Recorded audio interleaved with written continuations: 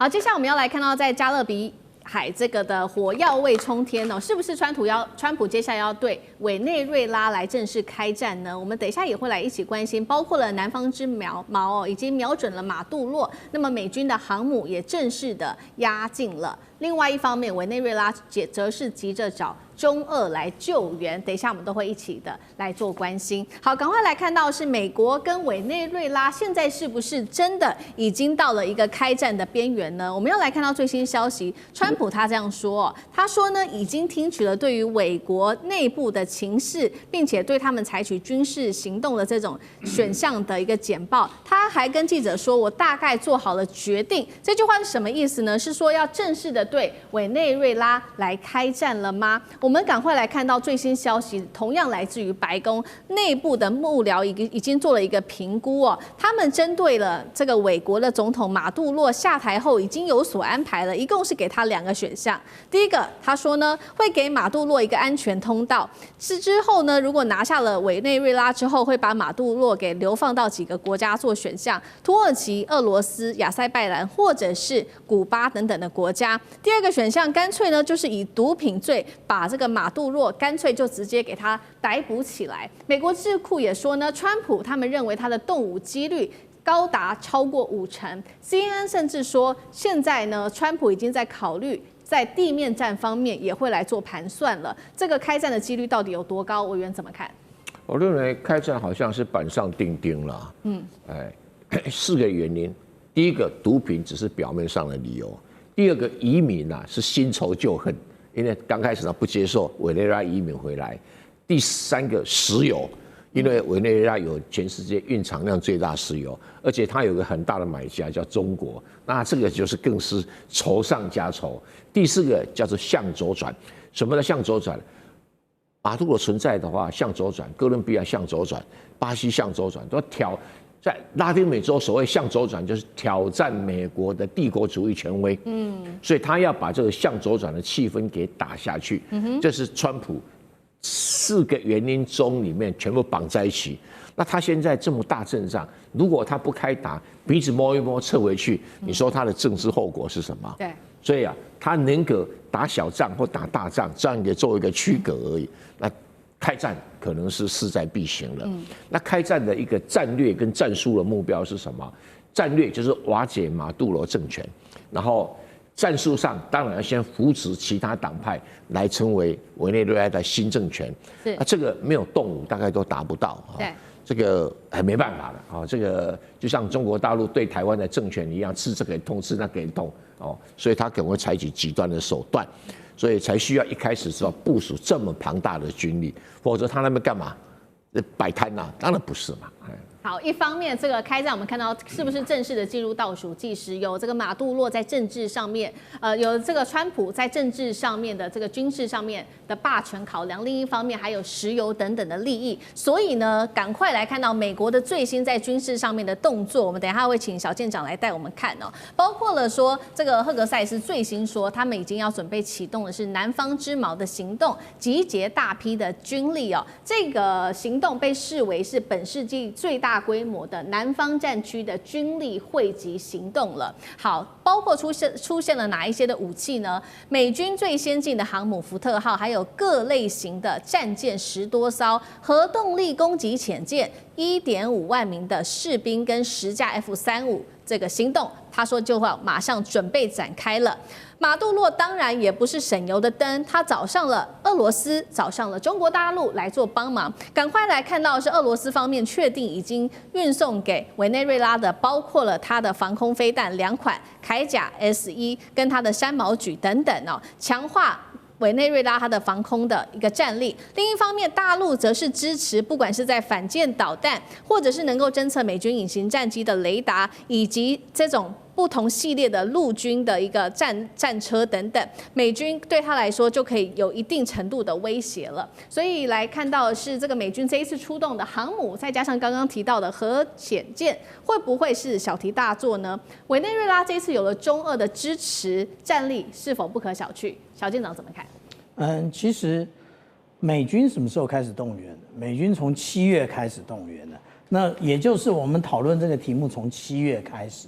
可是我们回头想一想啊，美国对付委内瑞拉，从7月到现在已经过了4个月了，他还在不断的增援。他为什么不断增援呢？其实他在项庄舞剑啊。可是那个沛公不是中国，也不是俄罗斯，他其实也就是把这个已经很久没有动员的南方司令部呢，全部整顿一次。由谁来整顿？由赫格塞斯。还记得吗？赫格塞斯讲战士精神，那大家觉得你没有威望嘛，你又不是我们军方出来的，而且你之前你也不过就是个主播嘛，对不对？那对不起，那个现在他就是要来建立威望。我们来看到，如果按照最新的统计啊，这个也就是在加勒比海所有的那个刚刚我们主持人讲到的15000人。就是这些部队整个集结起来，而且呢，美国果然是一个非常会做认知作战的一个国家。它已经当这个我们看到这个福特号，它已经进入南方司令部的时候呢，它立刻拍了这么一张，这个他们叫做摄影演练啊 ，photo exercise， 也就是它拍了美国国旗，他拍了 B-52的编队，然后拍了他的整个的一个航空母舰打击群。告诉马杜罗，我们来了，你要害怕了。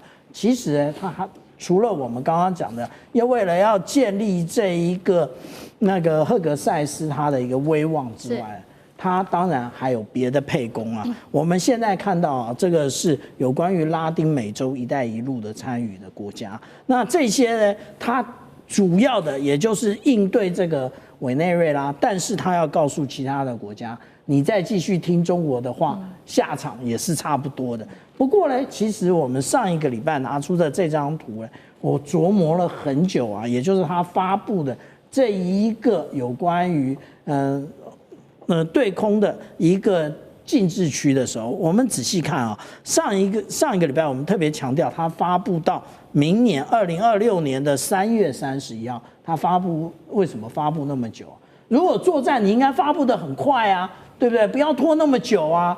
因为他其实就是我刚刚讲的，他其实也是在做演练而已，他并没有想说我真的要打。那而且呢，我们看到啊，这一个有关于其实这个对于美国是不利的，因为上面就是在委内瑞拉的本土太多的俄罗斯跟中国大陆的武器，现在正好你所有的精锐都来，我就来测试一下。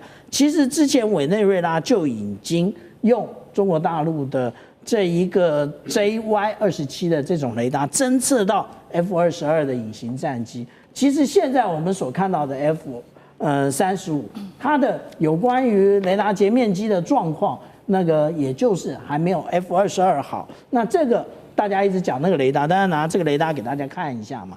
这个雷达呢，其实之前那我们的观众一定会提到说，在那个2019年，它在叙利亚境内是有被以色列摧毁过。那也不是用的不是那个反辐射飞弹，因为它使用的是 VHF 频段。VHF 频段，你要用反辐射飞弹，你要创造跟它一样的一个波长，对不起，太长了，比你的飞弹的弹径还要长，所以不可能。但是我们实际上看到的，其实美国正在摧毁联合国。为什么？因为他如果去打了委内瑞拉，无论他说的多有理由，其实他都违反了联合国宪章第51条，也就是禁止使用武力的部分。那他使用了武力，然后那他未来你要拿什么正当性去说俄罗斯去打乌克兰呢？因为你们都是干一样的事啊，对不对？所以我们这样讲啊，其实对于川普来讲，他如果真的动手了，那他真是做下他任内最错的一个决定。是好，现在看到这个委内瑞拉或许背后有非常多的靠山。刚刚看到，不管是俄罗斯或者是中国大陆，所以呢，川普现在其实还没有确定动手。但是我们来看到，大家也在看说，川普一直说嘛，我动手的原因就是因为要打击毒品。大家解释，确实不是这样子。原因是说，如果你要打击毒品的话，你应该找其他国家吧，你应该要找这个墨西哥跟哥伦比亚。等等的毒品来源国吧？怎么会找到委内瑞拉去呢？所以现在被解读就是为了要委内瑞拉的石油跟天然气，尤其它的最大买家是中国大陆，每天进口35万桶，占美国出口量将近40%哦。那委内瑞拉还有全球第1的石油储量，杨老师怎么看？我们现在看起来，大概美国挑马杜罗、挑委内瑞拉，大概不是真的为了毒品，我觉得也不是为了石油了。那是为了什么呢？我个人觉得其实就是很不听话。你在我的后院不断的挑战我，因为委内瑞拉不只是从马杜罗之前的查韦斯开始，就是美国最讨厌的一个南美洲的就是领导人跟国家。那如果讲到石油哈，其实除了你刚才数字之外，我也查到，2023年的时候，委内瑞拉出口的68%其实是往中国大陆。那今年2025年2月份的时候呢，委内瑞拉每天出口50万桶前往中国大陆，占委内瑞拉就是每天出口的55%，很多吗？占55%呀，看起来很多。但是我刚刚讲每天出口50万桶到中国大陆嘛。但中国大陆每天进口多少万桶？1100万桶每天。所以呢，实际上委内瑞拉，如果你看就是23年、24年，在整个就是整年中国大陆进口石油国家的排名的话，它排到25名、26名去了。排名第1的是俄罗斯，第2是沙特，第3是马来西亚，第4是伊拉克、阿曼、阿联酋等等之类的国家。委内瑞拉其实排在后面。每天虽然50万桶，但是呢，占整个2025年的2月份呢，中国进口的只有4.5%，所以并不是真正关键在这里。虽然它的储藏量据称应该还是非常的多，但是呢，每天的进口不是这里的重点。所以我觉得美国也不是为要断掉委内瑞拉出口到中国大陆这个石油，其实那没有什么伤害。那因此呢，它真正的目的呢，我觉得其实就是不听话。可能是要去整顿你，可能也真的是要打你。那但是现在骑虎难下，因为你要达到2个目标：第一个，你要让马杜罗下台，不管是把他抓起来，还是让他自己这个逃离；第二个，你不能让美军受创太深。